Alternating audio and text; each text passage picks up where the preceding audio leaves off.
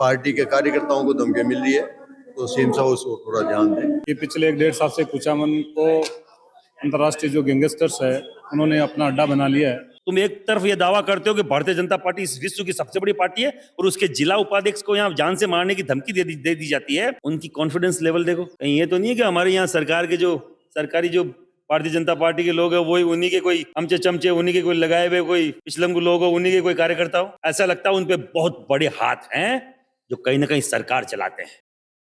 देखिए, विजय सिंह जी को जो धमकी मिली है उसमें कलेक्टर साहब ने कहा कि थोड़ा अंतर्राष्ट्रीय मामला है, इसमें हम प्रशासन वाले सब लगे हुए हैं उसमें, और इन्होंने हनुमानगढ़, गंगानगर, बीकानेर, नागौर जो चारों ओर ये बदमाशी कर रखी है इन लोगों ने।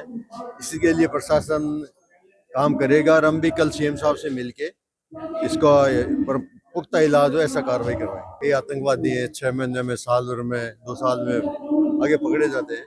बदमाशों का अंत सुनिश्चित है, समय लग सकता है लेकिन बदमाशों का अंत सुनिश्चित। कल हम मिलेंगे सीएम साहब से, कि हमारे जिला पदाधिकारी हैं विजय सिंह जी, तो इसके लिए सीएम साहब से कहेंगे कि पार्टी के कार्यकर्ताओं को धमकी मिल रही है, तो सीएम साहब उसको थोड़ा ध्यान दें। कुचामन एक शांत शहर था और इससे पूर्व भी रुलानिया जी के साथ घटना घटित हुई और उनकी मृत्यु हो गई।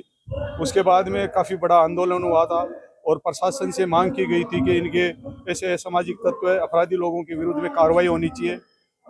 जहां इनके अपराधियों के सरगने उनके खिलाफ कार्रवाई होनी चाहिए, लेकिन आज भी जो सरगने आज भी बचे हुए हैं वो विदेश में बैठ करके आज दोबारा उनकी इतनी हिम्मत हुई है कि हमारे विजय सिंह पलाड़ा को भी इन्होंने धमकी दी है। हम वापस यहाँ पे पूरे सर्व समाज के लोग एकजुट होकर के आज हम प्रशासन से, माननीय मुख्यमंत्री जी से, पुलिस प्रशासन से, डीजी साहब से मांग करते हैं कि ऐसे अपराधियों के विरुद्ध सख्त से सख्त कार्रवाई करें ताकि भविष्य में पुनरावृत्ति न हो। इसके लिए हमने मांग की है और कलेक्टर साहब, आज एसपी साहब ने भी इसके लिए आश्वासन किया है कि जो भी अपराधी इस क्षेत्र में आसपास में उन अपराधियों के विरोध में सख्त से सख्त कार्रवाई की जाएगी। कोई फोन बंद करने का समाधान नहीं है, क्योंकि जब तक अपराधी तो किसी और दूसरे से कर देंगे, अपराधी तक हम जड़ तक नहीं पहुंच पाएंगे, अपराधी के खिलाफ हम कार्रवाई नहीं करेंगे, तब तक ये शांत नहीं होने वाला है। आज हमारे सारे समाज के लोगों ने एकजुटता दिखाई, सभी समाज के लोग एकजुट होकर के आज ज्ञापन दिया और साथ में उन लोगों ने यह भी कहा है कि अगर यहाँ पे कार्रवाई नहीं होगी तो आगे हम नेक्स्ट जयपुर पे भी, विधानसभा पे भी हम धरना देंगे, अजमेर के, पूरे राजस्थान के लोग, क्योंकि अपराधियों के खिलाफ कार्रवाई होनी चाहिए, दोबारा रुलानिया जैसा पुनरावृत्ति नहीं होनी चाहिए, हमारी ये मांग है। सुरक्षा को लेकर क्या सुरक्षा के लिए क्या है, जो भी किसी को भी धमकी दी जाए उनकी सुरक्षा की जाए, और विशेष तौर से विजय सिंह पलाड़ा को भी या अन्य जो भी जिनको भी धमकियां दी है उनकी सुरक्षा, उनको सुरक्षा में 2 गार्ड दिए गए हैं और आगे भी जहां भी जरूरत पड़ेगी सुरक्षा देंगे, और हम सरकार से भी मांग करेंगे कि हर आदमी की सुरक्षा होनी चाहिए। देखिए, ये पिछले 1-1.5 साल से कुचामन को अंतर्राष्ट्रीय जो गैंगस्टर्स है उन्होंने अपना अड्डा बना लिया है।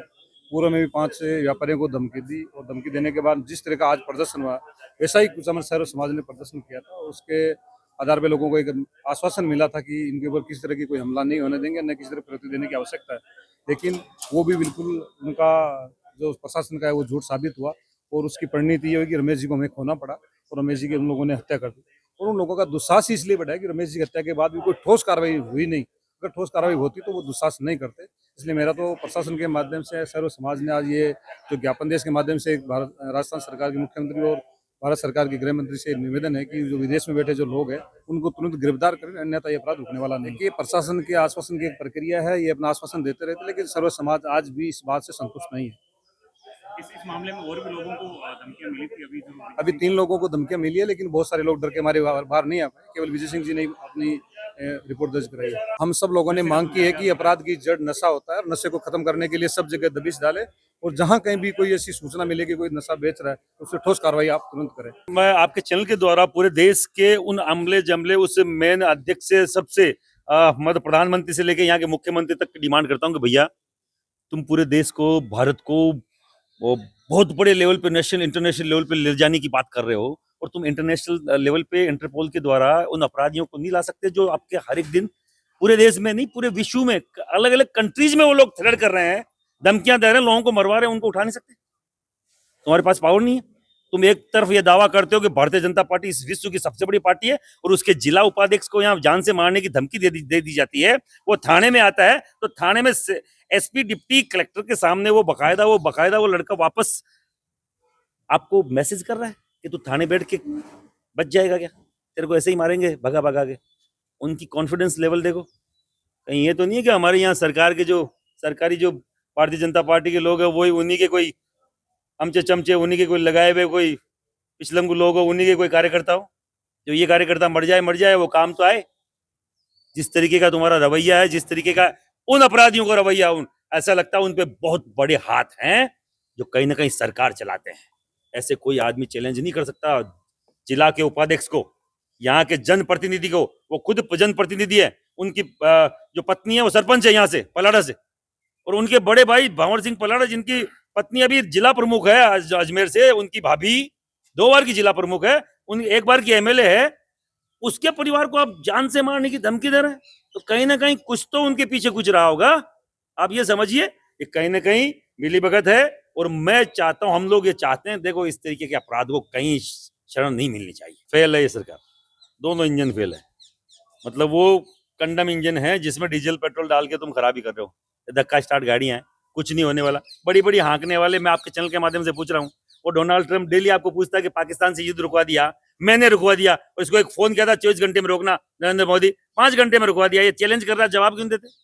हम आरएसएस के बाल्यकाल से, मैं स्वयं से को खुद बीजेपी का कट्टर कार्यकर्ता रहा हूं, पर इस तरीके के जब तुम्हारे पदाधिकारियों के साथ ये हो रहा है तो मैं कट्टर कार्यकर्ता बन के भी क्या कर लूंगा? मुझे पता ही नहीं कौन सी रोड पे कुत्ते की मौत ये गोली मार के मार देंगे तो क्या करेंगे? कहाँ पे मुझे पूछने वाला कौन है, मेरी सुनने वाला कौन है? इन्हीं का अमला जमला, इन्हीं की सरकार, इन्हीं का सब कुछ, डबल इंजन की सरकार। और यहाँ पे न्याय मांगने ले सब पे बैठे 3-3 एमएलए बीजेपी के, 3-3 4-4 एमएलए बीजेपी के सड़क पे बैठे हुए, आपको नजर आ रहा है? उनकी सरकार में उनको बकायदा वो न्याय मांगना पड़ रहा है। किस चीज की सरकार की बात कर रहे हैं? आपके चैनल के माध्यम से बोल रहा हूं, कभी रुके नहीं, डरेंगे नहीं।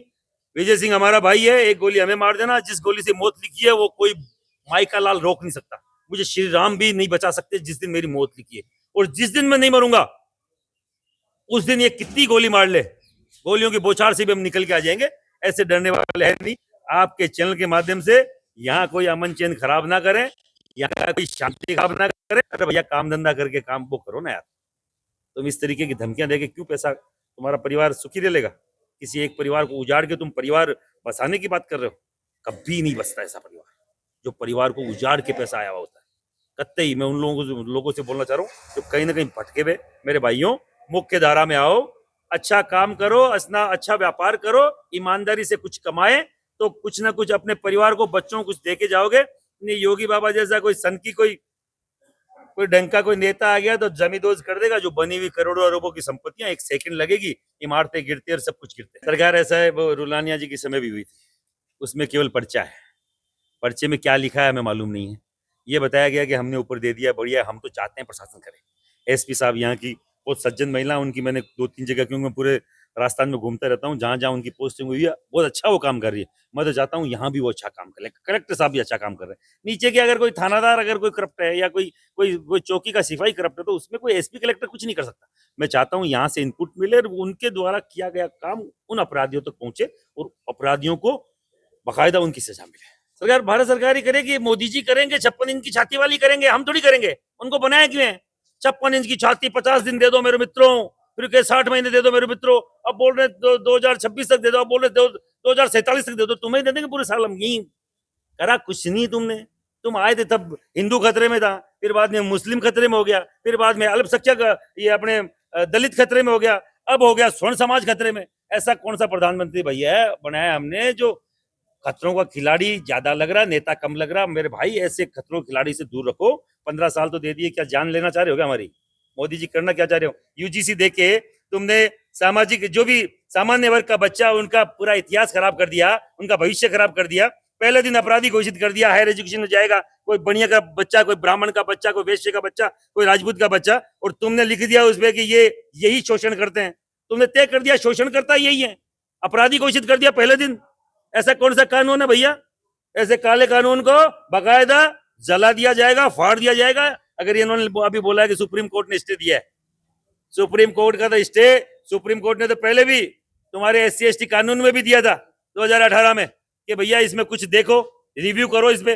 और रिव्यू क्या किया कि पहले जेल फिर जांच, पहले जेल और फिर जांच।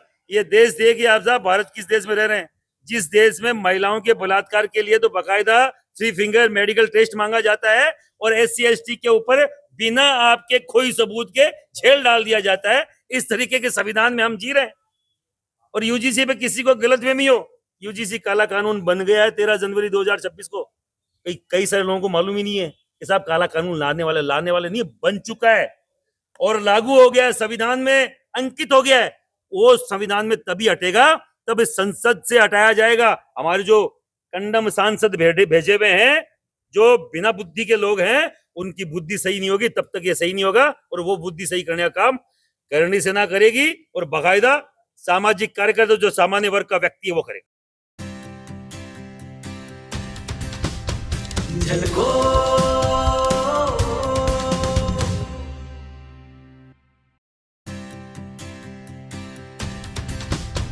झलको